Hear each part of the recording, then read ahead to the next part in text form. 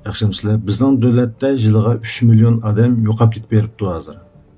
Bundaq desam, po'yityotidi, yolg'on gap qilyotidi, ko'ptirma gap qildi deb o'ylab qolmanglar qat'iy. Men bu masalani 3 yil oldida bir qatam o'tirib qo'ygan, bugun yana bir jikilab deb o'tay.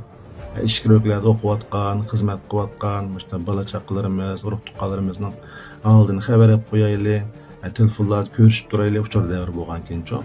Endi işte bir xatarlik ahvol bor. Birinchi avlod boylarimiz yeyish cho'nglar olgan ekan, har xil kasalliklar sababidan badan a'zolariga ehtiyojli bo'lib qoldi ekan. Badan a'zo almashtirish operatsiyalariga degandek. Burun hamda qarsiga bo'lgan ishlar qolsa, hozir hatto shu shaxsiy uchur maxfiyatligining oshkorlanib ketishi, mushlarning qarang'i bozorda ilm setim bo'lib ketishi sababidan hatto palon jutdagi palonchining bolasiningki to'g'ri kelgan deb mushta darajada to'g'ri keltirib bu kitobga ahvol va masudiniki. Shunga qattiq diqqat qilinglar bu masalaga. Bu hargizmi yo'q yerdan o'sak so'z taqib devatgan gap emas. Amaliy yuz berayotgan masala atrofimizda 3 million odamningki yilga yo'qolib ketib qolgan 300 mingdan 500 minggacha bo'lgan kichik bola ekan. Endi diqqat qilaylik. O'zimiz ega bo'lganimiz yaxshi.